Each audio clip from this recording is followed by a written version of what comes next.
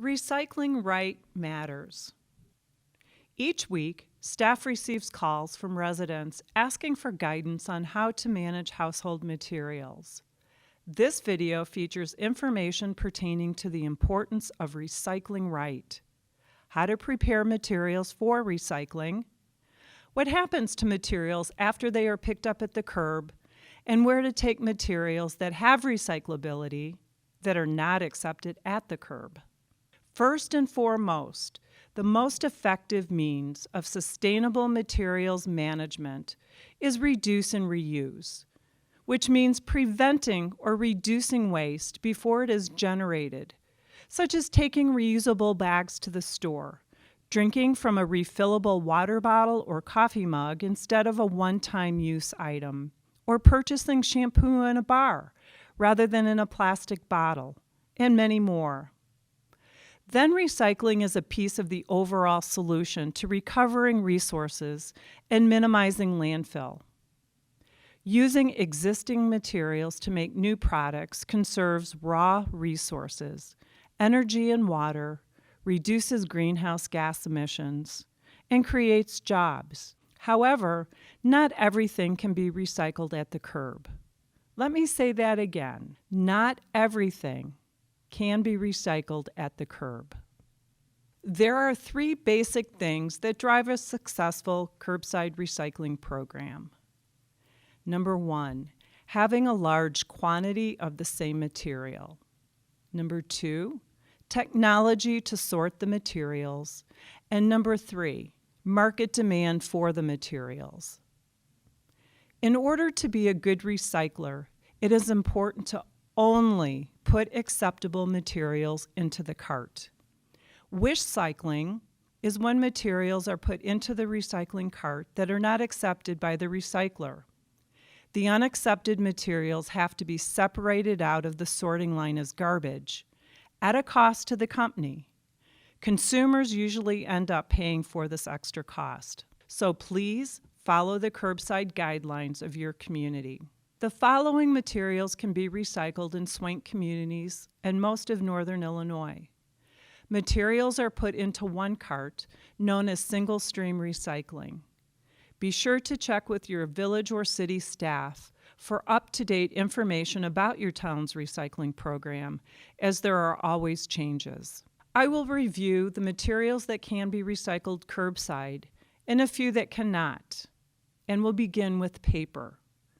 You can put the following paper or paper products into your curbside recycling cart: newspapers, magazines, junk mail, office paper, toilet paper and paper towel tubes, and plain greeting cards, absolutely no decorations, foil, or glitter.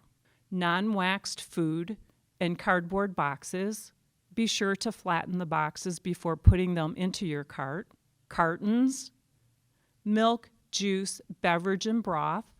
Make sure plastic straws are removed from juice boxes and put the plastic cap back on the carton to keep it from getting flattened during transport to the MRF.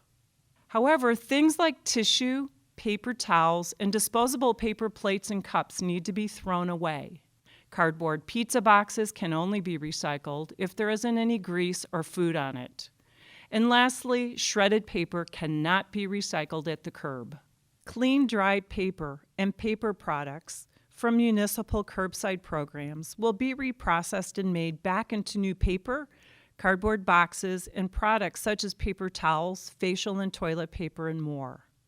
According to the American Forest and Paper Association, approximately 80% of all U.S. paper mills use some recovered fiber to make new paper products. The next material I'll talk about are metals, aluminum and steel. Aluminum cans, clean foil, and pie pans, steel cans, and empty aerosol cans can be put in your curbside cart. Aluminum cans can be recycled over and over again forever. It takes about 60 days for an aluminum can to be recycled and made back into a new can, if put in the recycling cart. The metal is melted and made into a sheet, then molded into a new can, filled with product, and returned to the store shelf. The can manufacturers estimate that it takes 95% less energy to make an aluminum can from recycled materials than from having to extract raw materials from our earth. Steel cans will be melted and made into new cans or sometimes parts of furniture, vehicles, or bridges. According to the Steel Recycling Institute, recycling just one steel can conserve enough energy to run a television for 1 hour. What types of glass can be recycled curbside?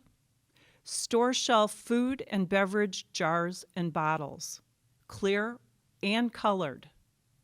Please reattach metal lids that are 3 inches or larger in diameter. Throw away the smaller lids or find a craft project to repurpose them. According to the Glass Packaging Institute, glass bottles and jars are 100% recyclable and can be recycled endlessly without any loss in purity or quality. Recycled glass or cullet is mixed with silica, known as sand, soda ash, and limestone to make new glass jars and bottles. So what types of glass items are not recyclable? Other glass items such as window glass, mirrors, flower vases, coffee cups, glassware, pottery, or light bulbs cannot be recycled curbside. They will contaminate the load of recycled bottles and jars if mixed together. Donate these items if possible, or if broken, wrap them up carefully and throw them away in the garbage. The last material to talk about is plastic. Plastics seem to be the most confusing material to recycle because products come in a wide variety of packaging. Not all plastic products are created equal due to different chemical properties, and only a few types of plastic items are accepted curbside. Put only plastic bottles, jugs, food-related jars, and tubs in your curbside cart. Do not focus on the number and the chasing arrows anymore. Also, something rather new, recyclers ask that lids be put back on bottles so they don't get crushed in transport, as well as the sorting technology can better recognize bottles at the MRF. Plastic bottles are washed, shredded, melted, and shaped into pellets that are made into fibers for pillows, sleeping bags, carpet, clothing, and new containers. Recycled jugs, jars, and tubs are shredded, melted, and made into park benches, playground equipment, toys, and new containers. So how should recyclables be prepared? Empty and rinse bottles, cans, and containers to remove all food and beverage residue. Place only approved items in your recycling cart. Do not put recyclables in a plastic bag. Leave them loose in your outside cart.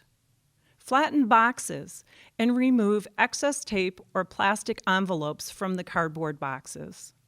Remove wax bags from food boxes such as cereal or crackers.